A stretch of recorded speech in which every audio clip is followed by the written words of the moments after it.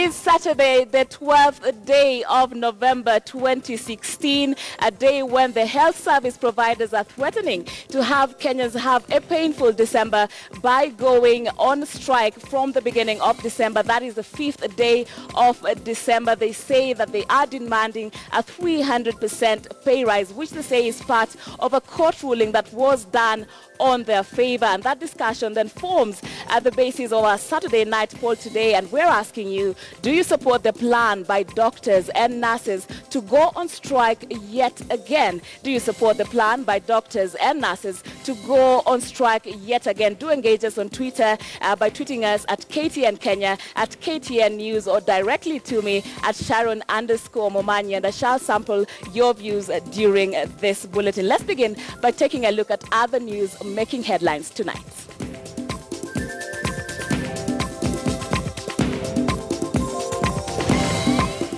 On the 5th of December 2016, we shall proceed on a national strike. At the end of the 21-day strike notice, and to be very specific, on 5th of December. A December of death and pain, nurses and doctors to begin strike on December 5th. It's a national candidature, and now it's an East African candidature. Western Africa throws weight behind Kenya's bid for African Union chairmanship. Nimewaambia ile barabara tunajenga. Nimewaambia ile mambo tumefanya kwa hospitali. Scramble for Western, the Deputy President's hurricane rallies in Kakamega and Bungoma. And like the fire phoenix, Lamu rising from the ashes of terrorism.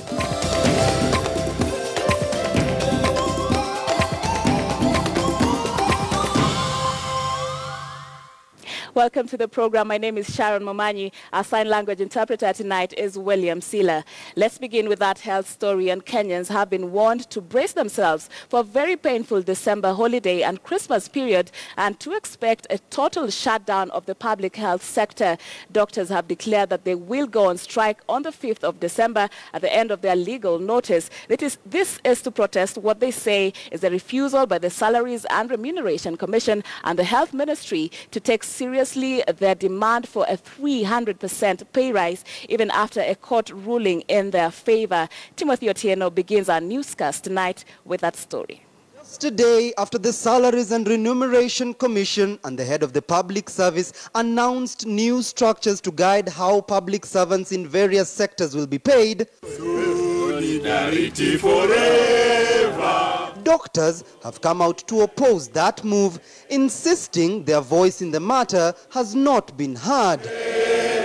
For the union makes us strong. Citing a June 2013 collective bargaining agreement between the Doctors' Union and the Ministry of Health that they say has simply been ignored in the latest reviews. We as a doctors' union, having negotiated, having been in a process for the last 3 years in a collective bargaining agreement, know what those figures are. And before you hear are what we call consensus proposals. This was signed by the government.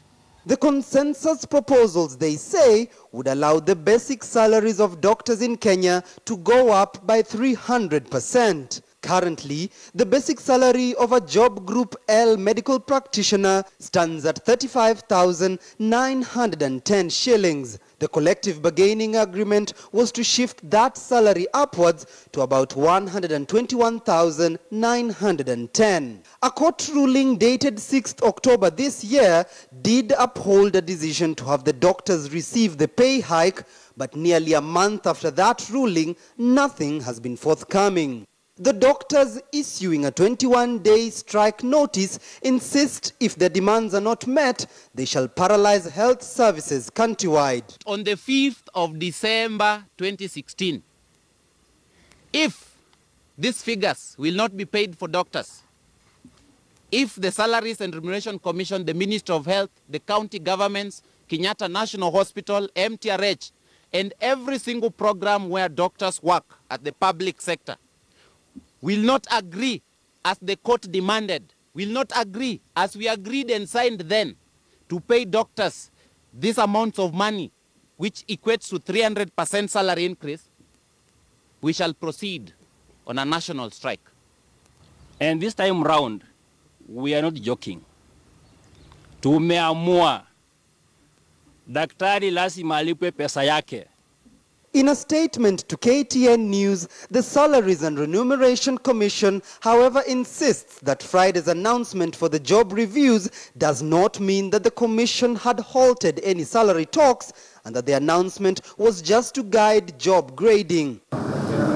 But the doctor's argument seems to be based on the fact that the Salaries and Remuneration Commission evaluation did not affect teachers, ostensibly because there's already a collective bargaining agreement between the teachers' unions and their employer, the Teachers Service Commission. Doctors wonder why their deal is not being honored as well. Why are they not telling us how much we should be able to earn? Because even SRC is ashamed of how much this country is paying their doctors. The conclusion of the job evaluation exercise for more than 600,000 public servants in Kenya was meant to, among other things, seek to bridge the gap between the highest and lowest pay earners. The doctors' strike threat, if realized, could see Kenyans experience a rather painful December holidays as the fate of medical services in the country hangs in the balance with yet another looming tussle between doctors and the salaries regulatory body. The end of a 17-month-long job evaluation exercise by the Salaries and Remuneration Commission could possibly be the kickstart of another health crisis in the country if the doctors' demands are not met. Question is, which side of the divide will give in first? Timothy Otieno, KTN News. But it is not just the doctors who are threatening to go on strike. The Kenya National Union of Nurses too has announced that they will down their tools on 5th December if the government does not honor their collective bargaining agreement. Here's the Nurses Union Secretary General Seth Panyako speaking in Kisumu County. The reason why the nationwide strike has been declared by the Kenya National Union of Nurses Governing Council today is that the CBA that had been negotiated between the union and the government had not been signed. That we had again gone further. The government had asked us to do another CBA now, harmonizing terms and conditions of service within the public service. It has not been concluded and it has not been signed and it has not been registered. In essence, this collective bargaining agreement cannot be implemented in this financial year unless it is negotiated, it is signed, it is registered in court, and appropriate financial appropriation are made to that effect so that the CBA can be realized and enjoyed by the members. In view of that, the Kenya National Union of Nurses today issued to the government 21-day strike notice. Yes. You say yes? Yes. That at the end of the 21-day strike notice, and to be very specific, on 5th of December. Right, and these top stories on the imminent strike by doctors and nurses in the country forms the basis of our Saturday night poll. And we're asking you, do you support the plan by doctors and nurses to go on strike yet again? Do you support the plan by doctors and nurses to go on strike yet again? Do tweet us your thoughts at KTN News, at KTN Kenya, or directly to me at Sharon _Mommanyi, and we shall be viewing, sampling some of your views during this newscast. Let's move on now, and the Sectoral Council of Ministers on EAC Affairs have endorsed Kenya's Foreign Affairs Cabinet Secretary Amina Mohamed to be the next African Union Commission chairperson in the January 2017 election in Addis Ababa, Ethiopia. The ministers say that they are beginning a campaign in the African countries to ensure that Amina, who has 29 years of experience in public service, gets the position. Amina is running against a candidate from Equatorial Guinea, another from Senegal, and a third rival from Botswana. We, the ministers responsible for foreign affairs of the East African Community Partner States, convened here today to deliberate on mobilization for support for the candidature of Ambassador Dr. Amina Mohammed, EGH, CBS, CAV, and chairperson to be of the African Union. The ministers reiterated the endorsement of the candidate of Ambassador Amina Mohammed as the EAC candidate for the position of chairperson of the African Union Commission. The ministers further agreed to collectively campaign and lobby other African Union countries for their support.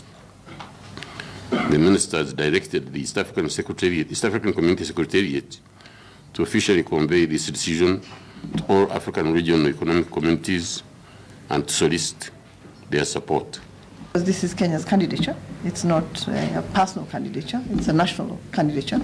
And now it's an East African candidature. Why we think that it's important for this region to actually seek this high office.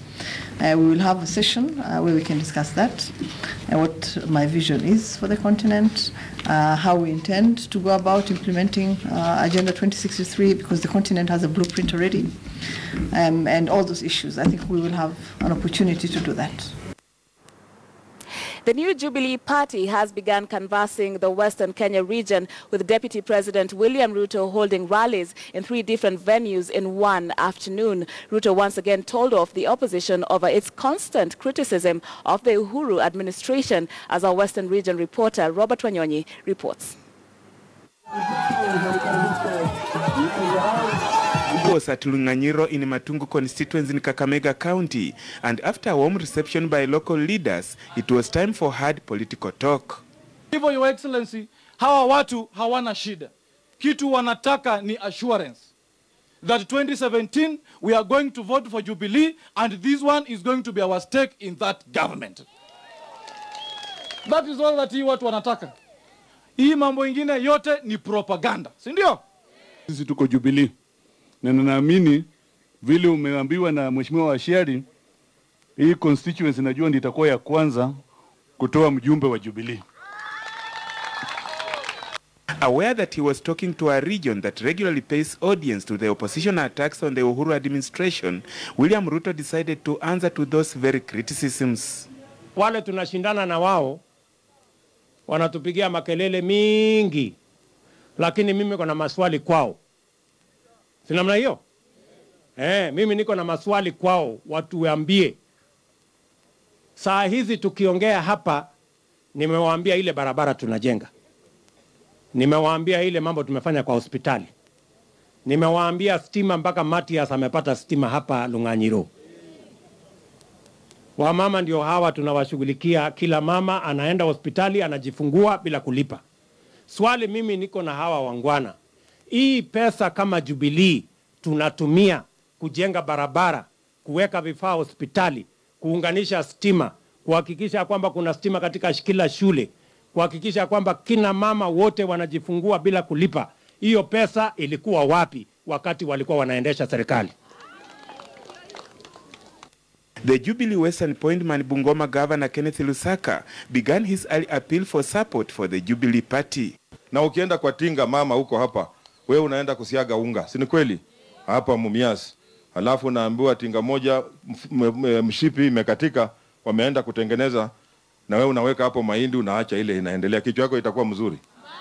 Unaweka kwa ile laini inasonga. Si namna hiyo? Laini inasonga ni ya Jubilee, ingine mshipi imekatika, hatujui itatengenezwa siku gani. Ruto also toured Sirisia before completing his tour with a major rally at Posta Grounds in Bungoma, where he launched the Bungoma County branch of the Jubilee Party's National Youth Congress. The Deputy President has completed another tour of the Western Kenya region, this time urging the residents to support the government based on the many development projects that the government has initiated in the area. Robert Wanyonyi, KTN News at Posta Grounds, Bungoma County. Now, a team of rescuers retrieved 2 more bodies from the site of the building that collapsed in Kissi town, bringing the death toll to 9. As KTN News South Nyanza reporter Fred Moturi reports, families of the deceased are yet to come to terms with the shocking and sudden deaths of their loved ones.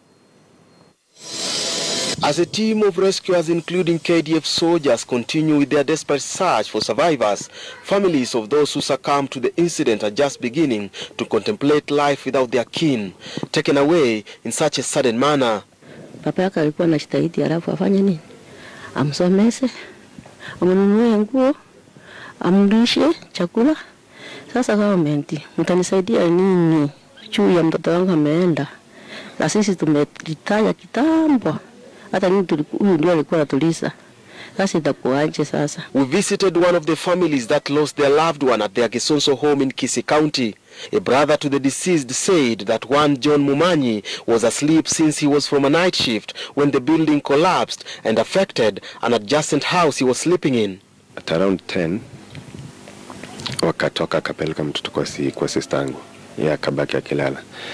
So, as the wife said, before even 20 minutes after she left, alipigiwa simu, so she didn't know what was happening. Mommanyi is one of the 9 people who died when the building collapsed, and he has left behind a 4-year-old daughter. Hata yeye alikuwa amehofia, he even wanted to move from the place. But as fate has it, he didn't manage. He died. Wanasema nyumba hii imewekwa alama isiendelee kujengwa. Kidogo hivi nyumba hiyo ndio inaendelea, inaangukia watu. Inaangukia watoto wetu kwa changa. Inaangukia waume wetu. Inaangukia hata kina mama wanapita kwa barabara wanajitafutia chakula. Kenya mzima nyumba zinaanguka. Sasa tujui kama serikali kuu, serikali ya county inafanya nini. The family now wants the government to chip in and ensure that the families of the deceased are compensated. The child who has actually remained is the government's child. So the government should ensure that this child is taken care of.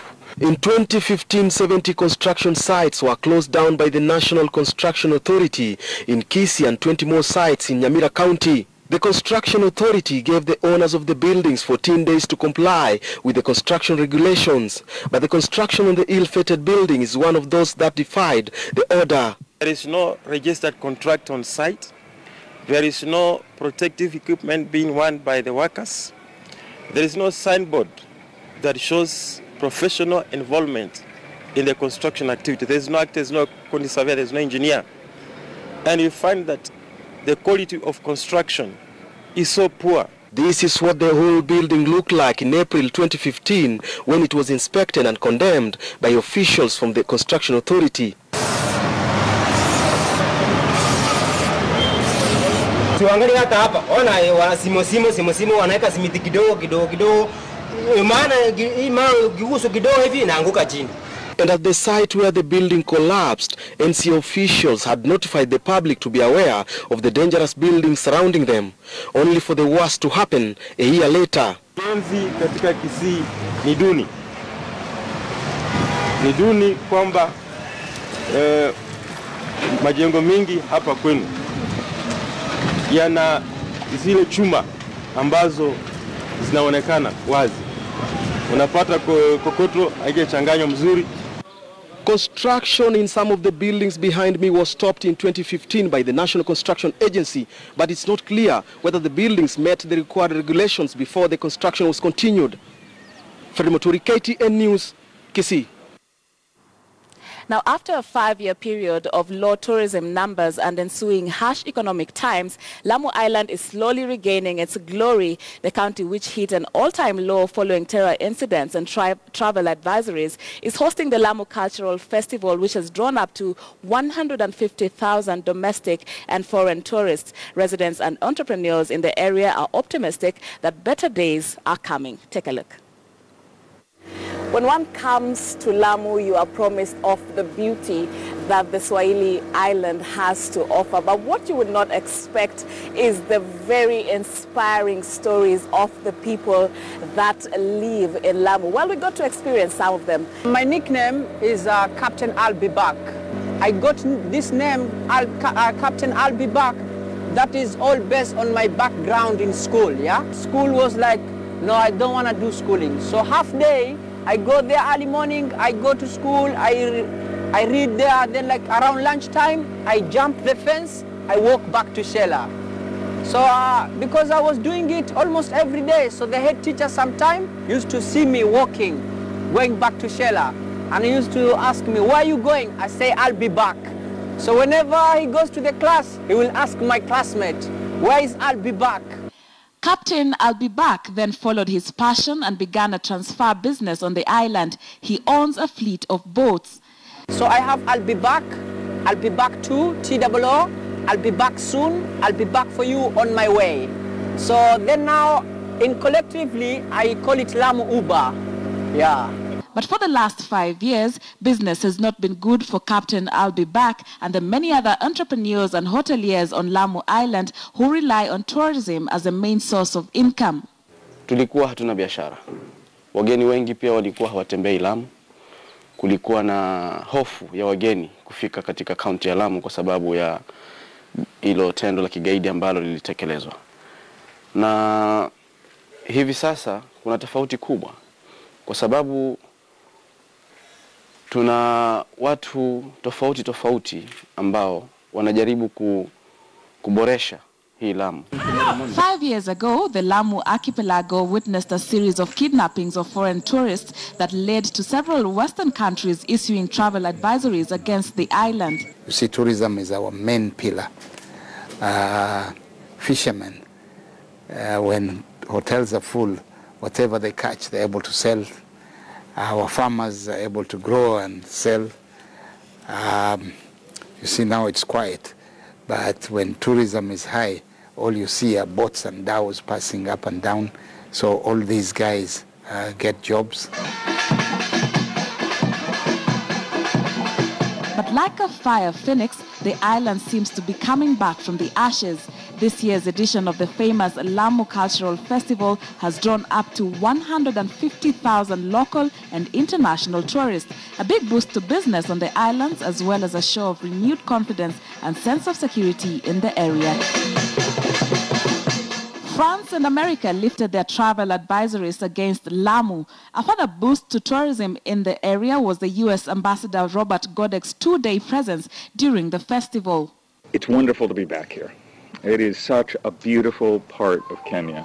You have such extraordinary islands, the mainland, everything, and particularly the people of Lamu, very warm and welcoming. The whole world, and Kenya included, is dealing with big issues at the moment, which is terrorism. It's more and more clear now that it's something we have to live with.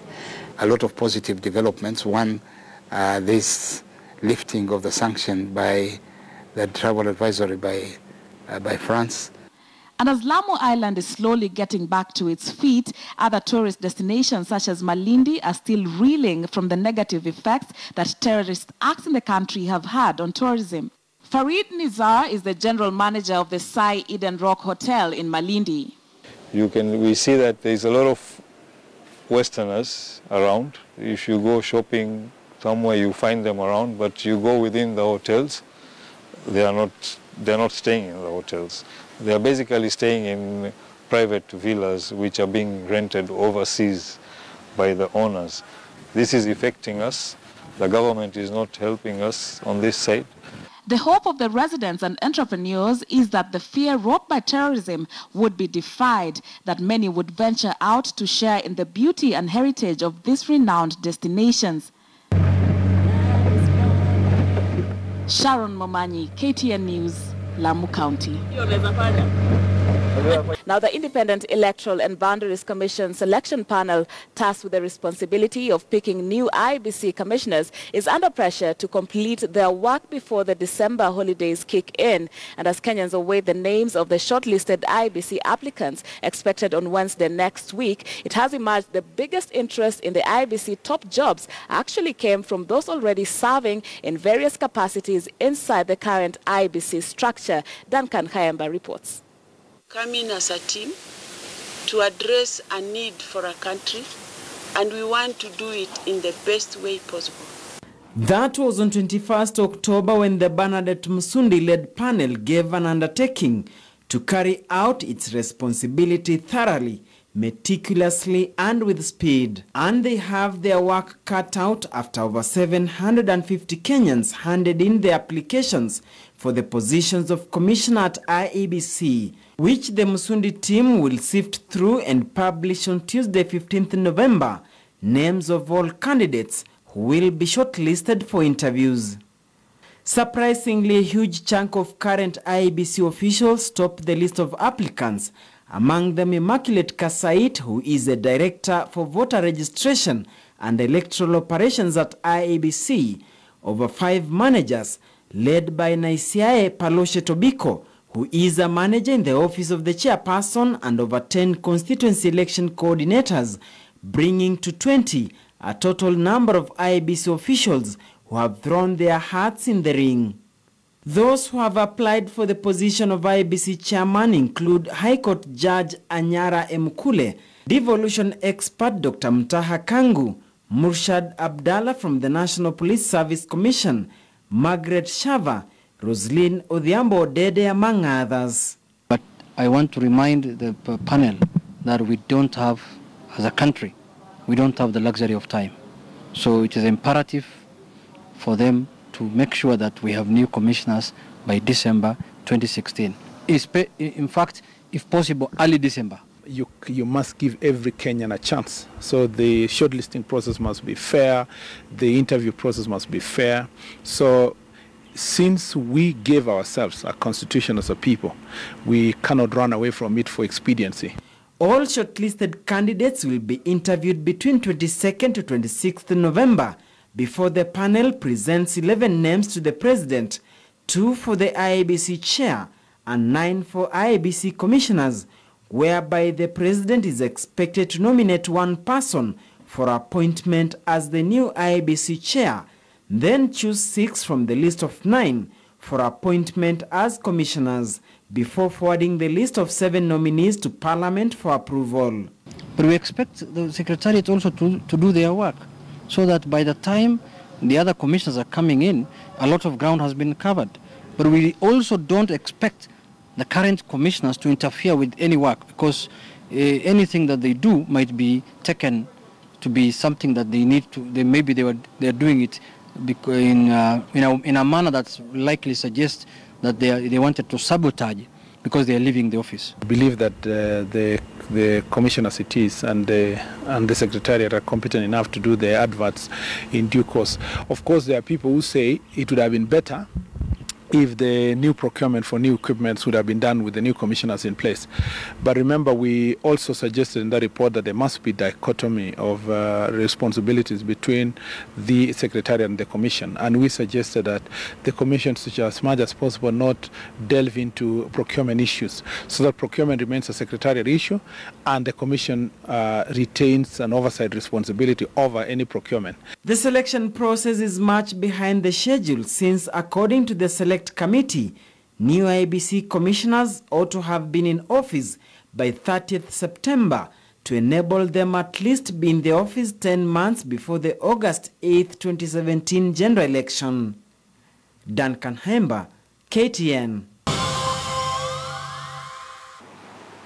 Now, welcome back and many thanks for staying with KTN Weekend Prime. Now, you probably know him only as a former diplomat turned musician, but he has more than that to his name. He is a journalist, an agriculture enthusiast, and a former government spokesman whose public relations calling has taken him to many places in the world. Tonight on Daring Abroad, our special correspondent Alex Chamwada features Israeli artist Gilad Milo, who chose to live in Kenya after his tour of duty as a diplomat. Take a look. I was born in Tel Aviv. At the age of 2 weeks old, my dad was a diplomat, so we flew to Bonn, Germany. At 14 days old, I was already on a plane. Wow. Yes, he began daring abroad at a tender age. Gilad Milo, a former Israeli deputy ambassador to Kenya turned musician, has more than just music under his name. He is a journalist, a former government spokesman, and he has passion for food security. If you come to agribusiness as a business, you'll make money. Kenya's like waiting to be, yeah? It's there. I came to Kenya first time as a backpacker. You know, we came in '96, my girlfriend and I. Today she's my wife of 20 years. His background is political science. He schooled in many countries. As a baby in Germany, then in Israel kindergarten, then in London primary, then in New York, the higher part of primary. His first job was a humble one. I mean, I did babysitting and, you know, gardening and whatever as a kid. But I worked in a CD store in a shopping mall, Piccadilly in Jerusalem.